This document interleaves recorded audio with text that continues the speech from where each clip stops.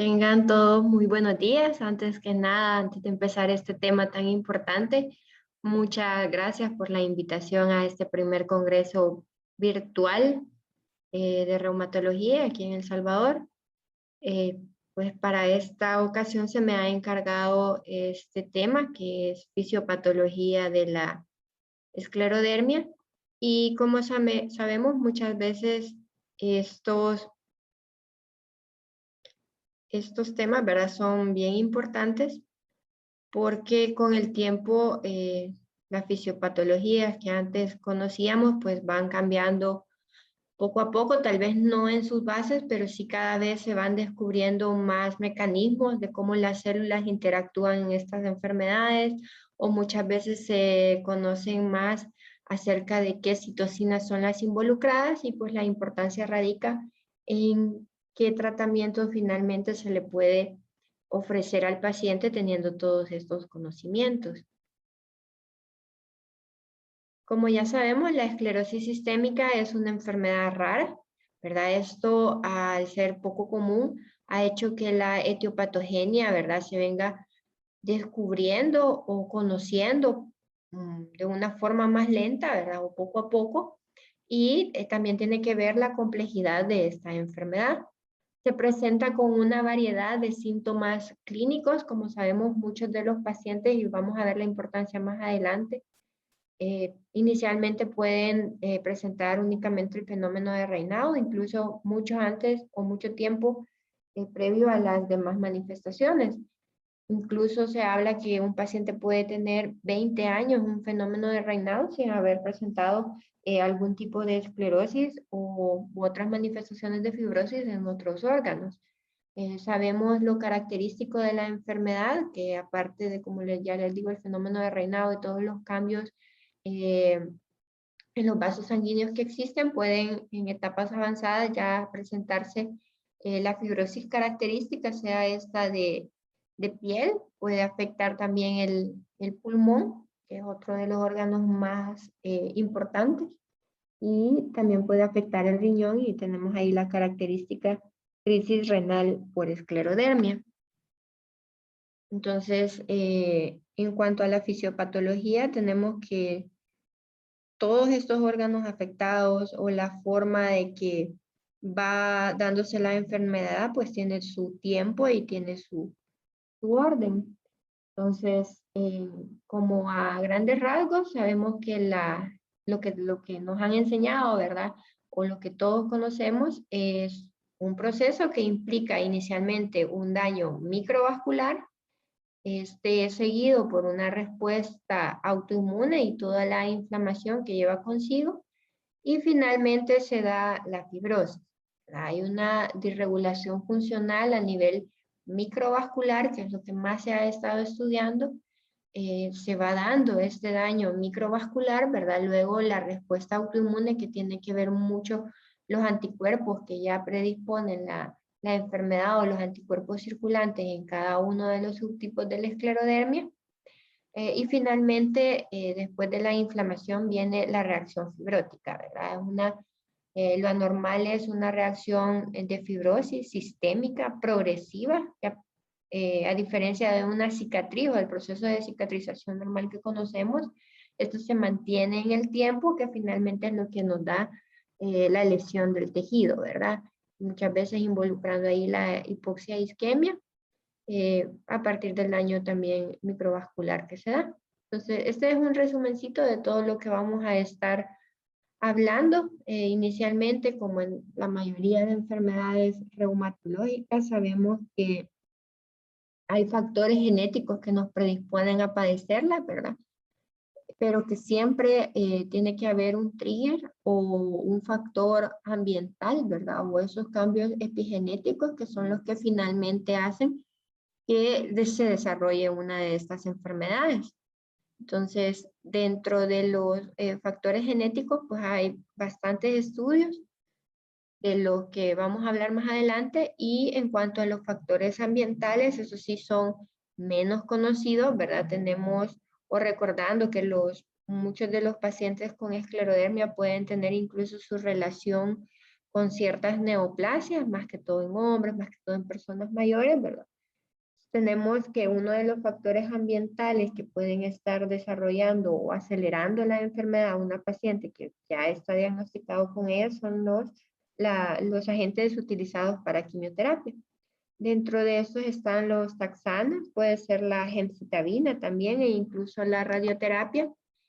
Pueden ser un trigger para la esclerosis sistémica o incluso para complicaciones específicas. Por ejemplo, un paciente que tiene ya la esclerosis en piel, ¿verdad? Puede predisponerlo a una fibrosis pulmonar más agresiva o más evolucionada que en pacientes que no han utilizado estos medicamentos. Hay ciertos estudios enfocados a los implantes de seno de silicona como un trigger potencial de la esclerosis sistémica. Sin embargo, es un evento raro y siempre son personas susceptibles genéticamente y no ha habido como una gran asociación ya en cuanto a estudios epidemiológicos grandes, sino que más que todo reportes o series de casos. También tenemos algunos medicamentos o algunos agentes que nos pueden dar enfermedades parecidas a la esclerodermia, como el L-triptófano o el gadolinio, que es el más conocido, utilizado en la resonancia, que nos puede dar la fibrosis sistémica nefrogénica en aquellos pacientes ya con una insuficiencia renal. Entonces, todos esta predisposición, ¿verdad? Estos factores ambientales pueden hacer que ya se desarrolle propiamente la enfermedad con todos sus cambios fenotípicos y como les mencionaba, el centro de todo eso son las células vasculares, ¿verdad? Va a haber un daño, recordando que el endotelio es un órgano metabólicamente activo que nos puede llevar a la hipoxia trombosis. Esto darnos la activación de las células del sistema inmune circundante, ya sea las células T, las células B, con la producción de anticuerpos, ¿verdad? E incluso puede estar relacionada, y vamos a ver más adelante, la inmunidad innata a partir de las células dendríticas, también un poco los macrófagos, y finalmente esto es lo que nos da la fibrosis. Vamos a ver que hay una conversión, por así decirlo, de todo este tejido endotelial mesenquimal, finalmente a miofibroblastos, que es lo que producen la fibrosis ya en esta enfermedad. Entonces eso es como un resumen de todo lo que pasa y vamos a ver cada uno de estos factores. Como les mencionaba, los factores genéticos, eso siempre es importante y hay dos tipos de estudio básicamente que se han realizado. Uno es la concordancia en gemelos, que dentro de estos pueden haber hasta un 4.7 de concordancia, es decir, pacientes gemelos que tienen la enfermedad, ¿verdad? Pero más que todo se ha visto en este tipo de estudios que muchos de estos pacientes tienen ciertos anticuerpos eh, en los cuales coinciden, ¿verdad? O sea, pueden tener ANAS positivos, pueden tener anticentrómeros positivos, pero sin embargo no todos estos pacientes desarrollan la enfermedad. Entonces, de ahí partió, ¿verdad? Un poco más la curiosidad en qué genes son los que realmente nos predisponen a ese tipo de fibrosis. Entonces, la mayoría de estudios se basan en identificar polimorfismos de nucleótido único. Y este es como un esquema resumen. Si vemos es bien amplio, en cuál parte de esta respuesta autoinmune, qué genes están involucrados y en cada uno de ellos hay ciertos polimorfismos que nos pueden estar predisponiendo a este tipo de enfermedades. Ahí el esquemita nos lo divide en cuanto a los dos órganos más importantes, ¿verdad? El pulmón y la piel. Y si vemos es básicamente es bien parecido, ¿verdad? A partir del daño endotelial, cómo se da la proliferación, la inflamación, ¿verdad? Y cómo invaden las células del sistema inmune y finalmente cómo se da la fibrosis, tanto en pulmón como en piel. Esto es como ya más específico, o sea, qué genes están involucrados desde la respuesta del sistema inmune innato, ¿verdad? Y cuáles ya son partes de la respuesta inmune adaptativa, y son todos estos genes que vemos en letras rojas, los que pueden estar involucrados, y vemos cada uno de ellos cumple con una función.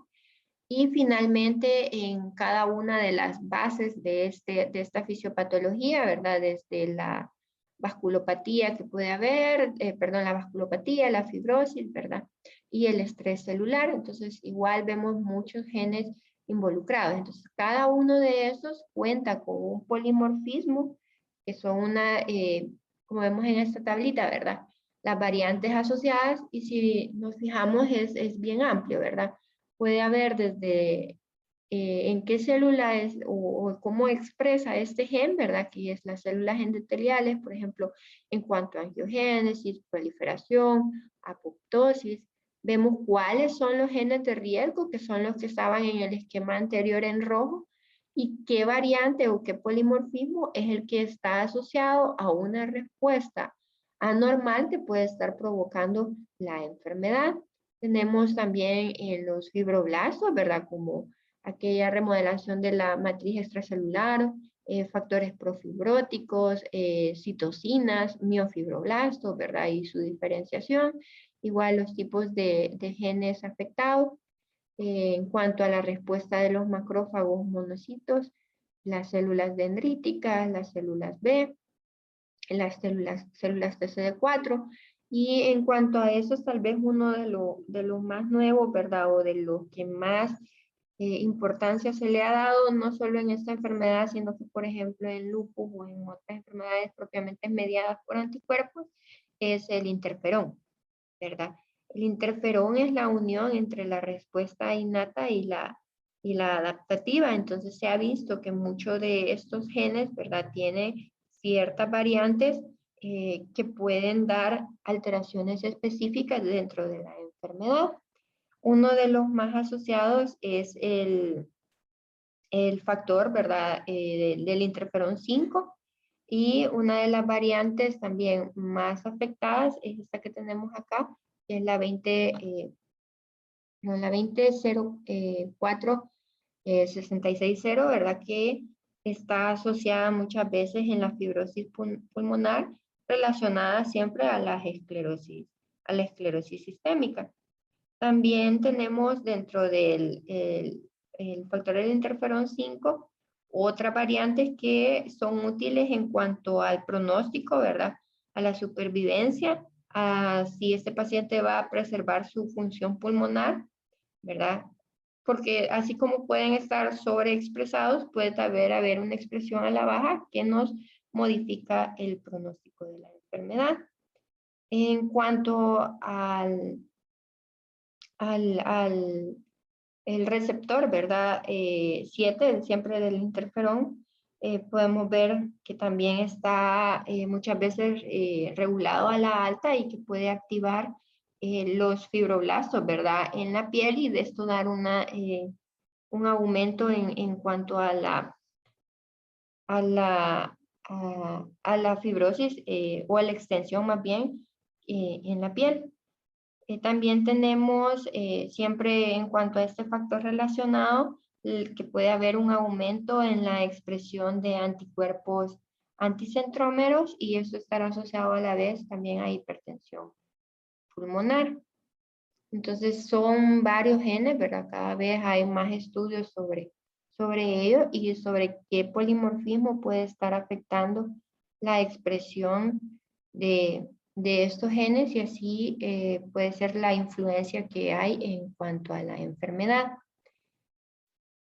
Para iniciar con cada uno de estas, ¿verdad? Ítem que puede dar o parte de la fisiopatología, tenemos inicialmente lo microvascular, ¿verdad? Y lo que les mencionaba en cuanto a la importancia del fenómeno de Raynaud. Tenemos que es la primera manifestación, y se puede dar incluso años antes de las otras manifestaciones. Entonces tenemos que, puede ser como el primer daño que existe, ¿verdad? Es a la microvasculatura. El daño al endotelio, que recordando es un tejido metabólicamente activo, este es un equilibrio, ¿verdad? Entre vasodilatadores y vasoconstrictores. Entonces tenemos que es bien importante las funciones biológicas que estos desarrollan, recordando que el principal vasodilatador es el óxido nítrico y tenemos también ahí la prostaciclina. Tenemos también los vasoconstrictores, que dentro de estos están la endotelina 1, están los factores activadores de plaquetas y tenemos también otra dentro de la fisiopatología microvascular bien importante, que es la activación plaquetaria, ¿verdad? Que también libera el tromboxano, más que todo el tromboxano A2, y este también nos da cierta vasoconstricción, ¿verdad? Realmente muy potente, y que aparte de esa vasoconstricción que da, también activa células endoteliales y aumenta la expresión de ciertas moléculas de adhesión, como es la eh, proteína 1, ¿verdad? De las moléculas de adhesión celular vascular y la molécula de adhesión intercelular. Y tenemos también la selectina E. ¿Qué dan estas moléculas? Pues es el aumento en el reclutamiento de células inflamatorias. Tenemos también que las enfermedades, más que todo la cutánea de la esclerodermia, también está asociada a la disminución de la liberación de ciertos neuropéptidos vasodilatadores a través de los nervios sensitivos, como el péptido relacionado al gen de la calcitonina y serotonina, que también nos van a disparar, por así decirlo, un vasoespasmo con cualquier provocación. Y eso es lo que vemos en el fenómeno de Renaud, por ejemplo, ¿verdad? Que muchas veces inicia con el frío y luego pues incluso se da ante el cambio de emociones o de ciertos alimentos, ¿verdad? Pues tiene que ver un poco también con esto del nervio periférico sensitivo. Finalmente también se ha visto que hay una regulación a la alta de los adrenorreceptores del músculo liso, que también puede dar esa respuesta vasoconstrictiva, más que todo, como les mencionaba, o de un estímulo de frío o incluso del estrés. Entonces, como les mencionaba, pues aquí en lo mismo de la lesión vascular, las células endoteliales son atacadas por factores autoinmunes. Estos causan muerte y activación celular. Los vasos sanguíneos lesionados son reparados por neovascularización y remodelación, y las células endoteliales activadas pues ya promueven la inflamación y la fibrosis tisular. Esto es como lo que siempre se ha venido mencionando, ¿verdad? La importancia del endotelio, pero también hay como nuevos hallazgos en cuanto a esta fisiopatología siempre microvascular. Y esto es que en la esclerodermia, ¿verdad? En cuanto hay como una unión en cuanto al daño microvascular y la disfunción endotelial. Y este es el desarrollo finalmente de la fibrosis. ¿Cómo se da eso? Puede haber un proceso de transición del endotelio, ¿verdad? A células mesenquimales. Entonces, se cree que se pierde como cierta habilidad de estas células endoteliales para expresar sus marcadores de fenotipo, y finalmente lo que sí expresan son productos de células mesenquimales. Esto es, por ejemplo, la actina ligada a músculo liso y la colágena tipo 1, teniendo estas células que inicialmente fueron endoteliales más características de miofibroblastos, ¿verdad? Mesenquimales. Entonces, este proceso de cómo una célula endotelial pasa a ser una célula mesenquimatosa, más que todo, con características de miofibroblastos, se cree que algunos de esos factores de crecimiento como el factor de crecimiento transformador puede estar involucrado, y también uno de los vasoconstrictores importantes que mencionábamos al inicio, que es la endotelina 1. Entonces, probablemente como consecuencia de este desbalance de factores vasoactivos, ¿verdad?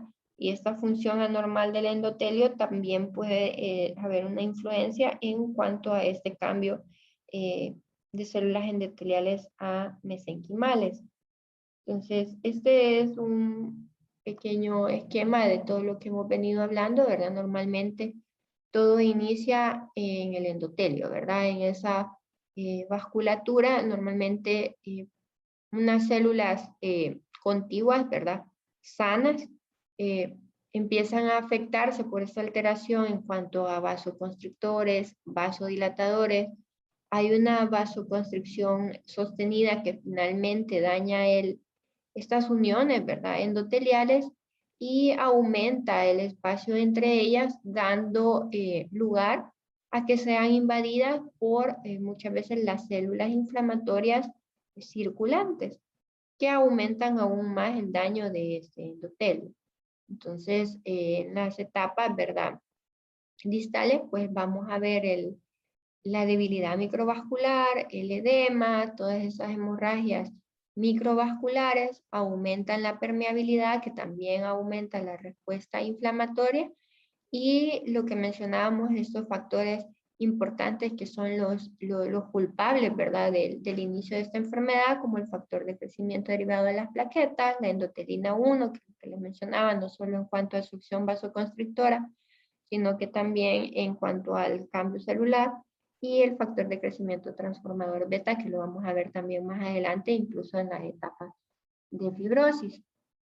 Y tenemos lo que les mencionaba también en cuanto al aumento de la expresión de ciertas moléculas de adhesión, como es la BICAM1, la ICAM1 y finalmente la selectina E.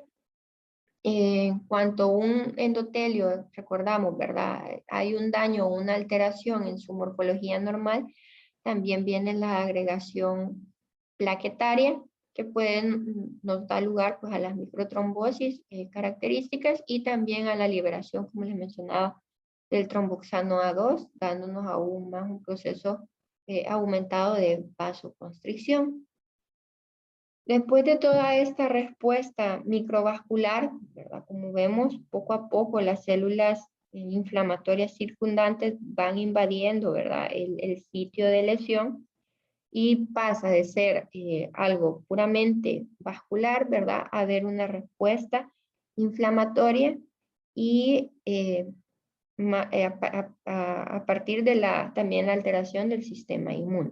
Se cree que hay una alteración en ambos, ¿verdad? Tanto el sistema inmune innato como el adaptativo, y pues ambos juegan su rol importante en la fisiopatología de la esclerosis sistémica temprana. Incluye tanto la presencia como de funciones alteradas de células inflamatorias, así como también los productos, ¿verdad?, de estas células, tanto en piel, tanto en pulmón. Vemos o tomamos ahí en cuenta siempre la importancia en cuanto al interferón del tipo 1, ¿verdad?, que es la firma del interferón. Vemos que pueden haber polimorfismos, como ya mencionamos antes, ¿verdad?, en cuanto a factores reguladores de este interferón, que nos aumentan el riesgo de esclerodermia, más que todo el aumento del interferón en sangre, ¿verdad? Se cree que correlaciona en cuanto al daño aumentado, ya sea en piel o en pulmón, de los pacientes con esta enfermedad. Interesantemente, ¿verdad?, las células TCD4 que pueden estar involucradas, ¿verdad?, el tipo 2, característicamente son las que secretan pues IL-4, IL-13, y están de una forma como más expresadas en la esclerosis sistémica, más que las respuestas TH1, las cuales inicialmente secretan el interferón gamma, que se cree que es un factor antifibrótico, ¿verdad? Entonces nos quedamos con que la respuesta en cuanto a células T, pues es a predominio de las TH2, ¿verdad? Inicialmente. También tenemos que muchos pacientes con la enfermedad activa pueden aumentar el número de estas células circulantes, ¿verdad? Y hay recientes hallazgos en el que muestran que las células T, también reguladoras, pueden contribuir al desarrollo de esclerosis sistémica mediante su transformación a células T efectoras patogénicas.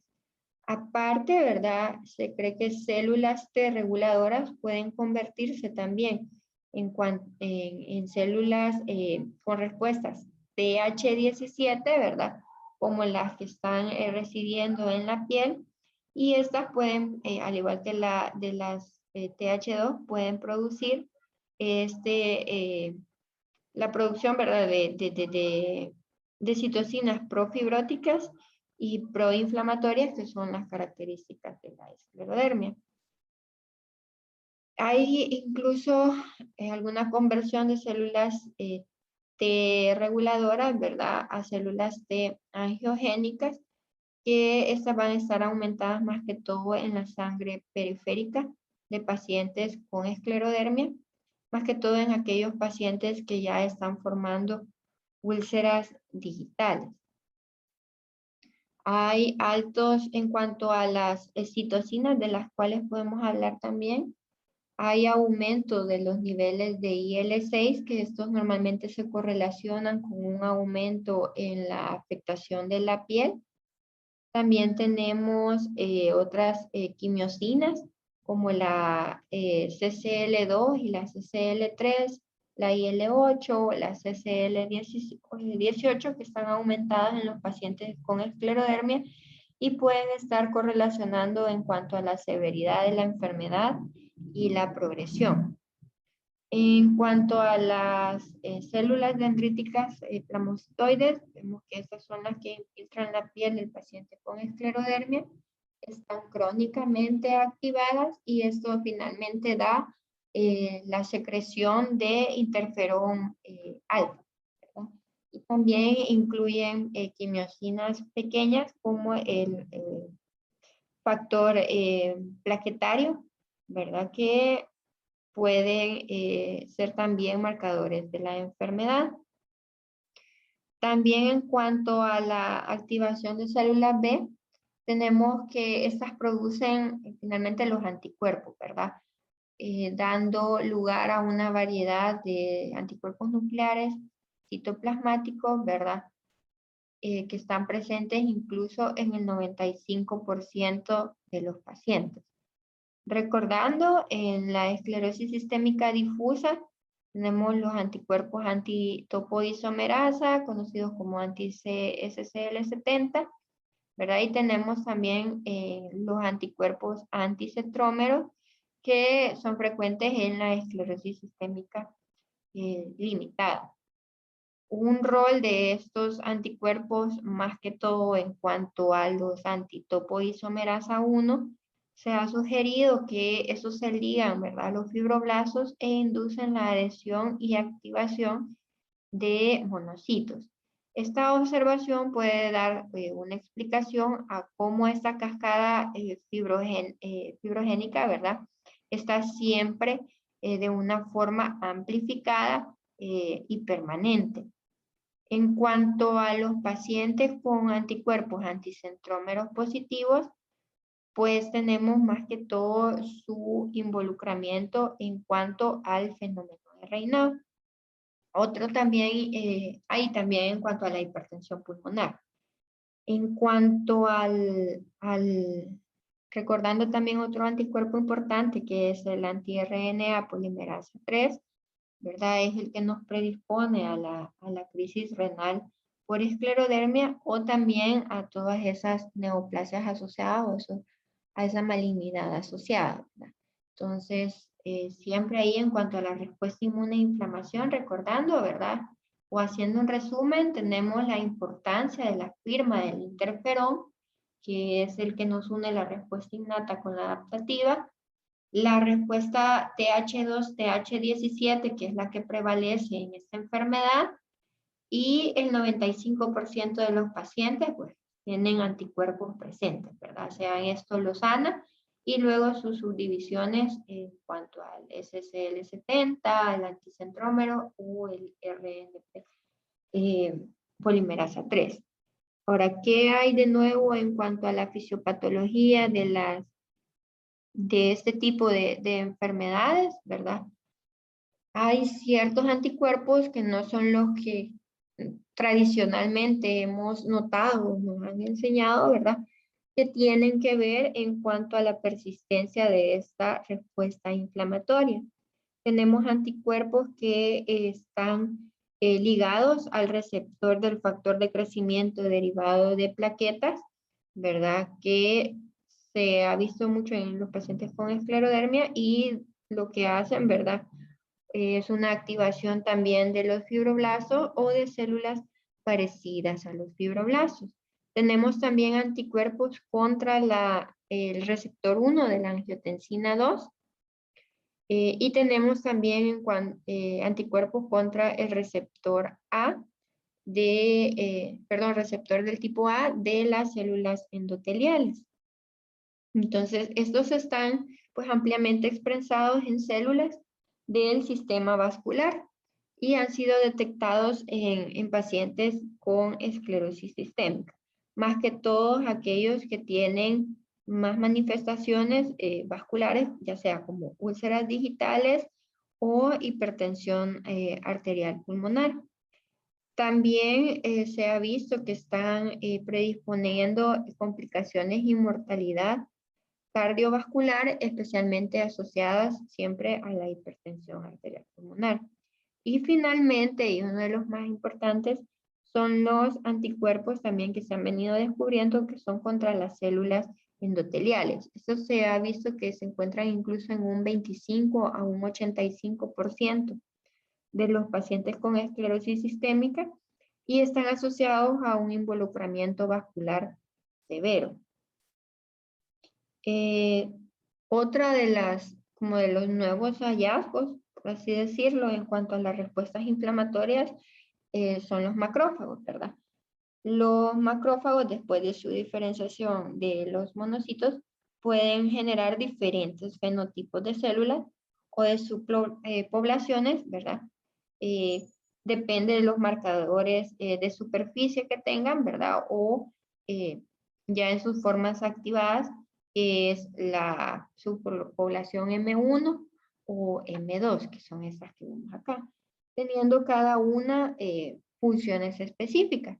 Vemos que la subpoblación M1, ¿verdad? De estos macrófagos, tienen una actividad microbicida o tumoricida aumentada y son los que producen las citocinas proinflamatorias tradicionales, como el factor de necrosis tumoral alfa, la IL-1 y la IL-6.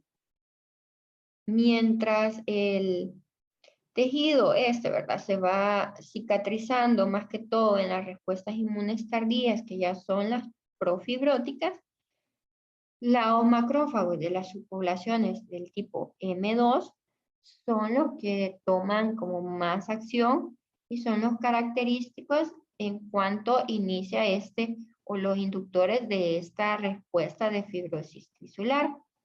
Estos también a la vez suprimen parcialmente la respuesta de la subpoblación M1, ¿verdad? Que es la inflamatoria más que todo, e inician o promueven ya el depósito de matriz extracelular, así como su síntesis, y también aumentan la liberación de citocinas profibróticas, ¿verdad? Aumentando la respuesta también efectoras de las células TH2. Entonces, el aumento y liberación de una forma sostenida de estas citocinas y de factores de crecimiento, ¿verdad? Especialmente, como les digo, la respuesta celular TH2 y los macrófagos M2, son los que permiten una respuesta o un estado fibrótico progresivo que poco a poco va involucrando no solo los tejidos de piel, sino que también los órganos como el pulmón. Tenemos también que otra de las respuestas de los macrófagos de tipo 1, ¿verdad? También pueden tener ciertos marcadores de fenotipo que incluyen los receptores del tipo TOL, más que todo el 2 y 4, y las moléculas coestimuladoras CD80 y CD86, que están involucradas en cuanto a la inflamación y el daño de los tejidos.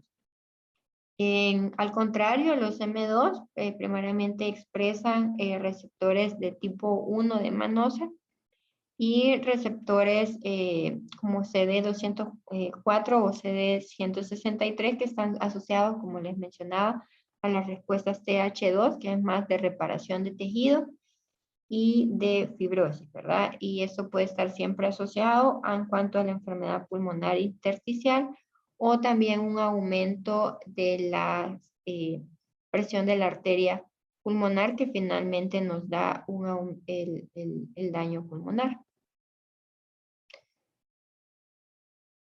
En cuanto a la etapa final de esta enfermedad, tenemos la respuesta fibrótica, ¿verdad? O sea, la activación de los fibroblastos.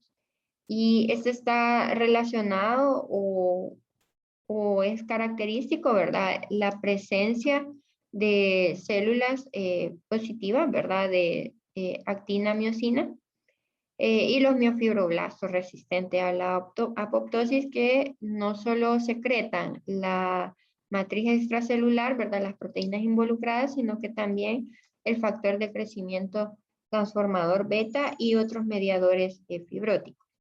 La fibrosis es una acumulación de tejido progresivo de matriz extracelular, ¿verdad? Que dentro de los cuales tenemos el colágeno, la elastina, los glicosaminoglicanos, la acina, y la fibronectina, que finalmente se acumulan en múltiples órganos y en la piel y son lo característico, ¿verdad? O lo distintivo clínicamente de la esclerosis sistémica. Ahora, lo que varía es en cuanto a la limitada o la difusa, de qué forma o de qué amplitud se da esta respuesta. El depósito aumentado progresivo de las proteínas de la matriz extracelular, especialmente la fibronectina y la tenasina, es seguido por la colágeno tipo 1, ¿verdad? Como les digo, este aumenta cada vez más la rigidez, disminuye la elasticidad de los tejidos y cada vez pues estos órganos ya afectados disminuyen digamos, tienen menos resistencia al estrés mecánico. Entonces, los fibroblastos, ¿verdad? Aquí en esta enfermedad son diferenciados a miofibroblastos, que son las principales células efectoras durante la progresión de la enfermedad.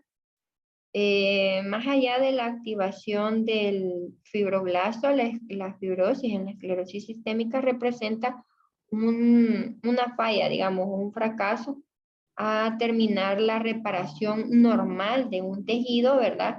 Mediante un estímulo inflamatorio o inmune que persiste a través del tiempo.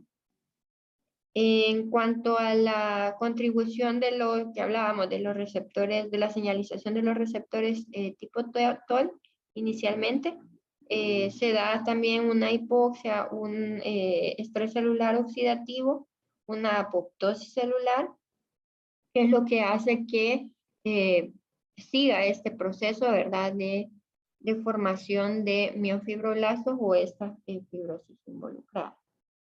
Además de los factores que también prolongan esta respuesta, como les mencionábamos, que era el factor de crecimiento transformador beta y la endotelina 1, ¿verdad?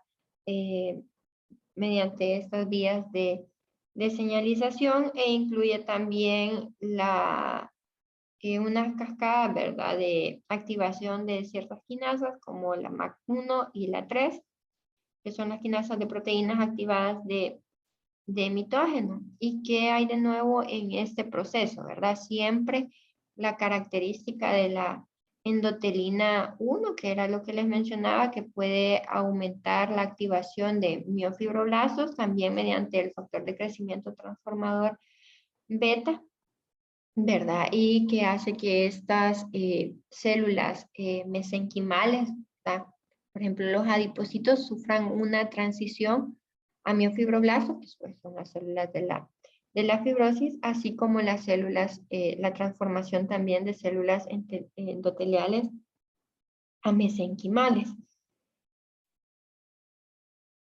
Y siempre todo esto acompañado del daño de la microvasculatura. Y esta es una tablita ya para finalizar de resumen de todo lo que les he mencionado, ¿verdad? Ese ataque autoinmune y esas influencias ambientales desconocidas, ¿verdad? Que hace que haya una activación aberrante de las células vasculares, una alteración en cuanto a la disminución de los vasodilatadores, dentro del cual está el óxido nítrico, y el aumento de la expresión de todas las moléculas que hemos venido hablando. Finalmente, el aumento en la respuesta de las células características TH2, TH17, ¿verdad?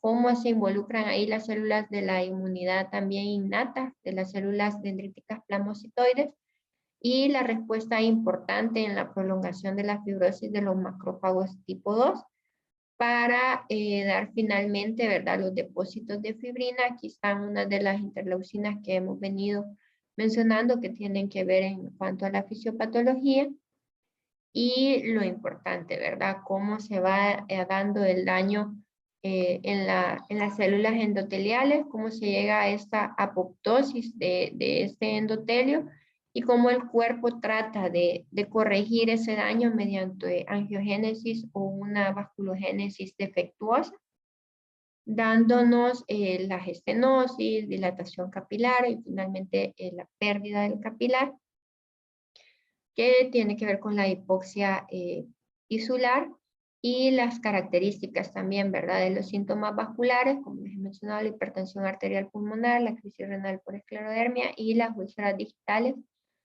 para llegar a una etapa final de fibrosis tisular. Entonces, si vemos, la fisiopatología es bastante compleja, da lugar a bastantes manifestaciones y el tratamiento siempre va encaminado a esta variedad de manifestaciones, ¿verdad? Todas las manifestaciones vasculares y finalmente las fibróticas. Entonces, espero que sea esta charla de provecho, ¿verdad? Y que logremos entender un poquito más en cuanto a esta enfermedad. Y nuevamente agradeciendo la invitación a la participación de este congreso.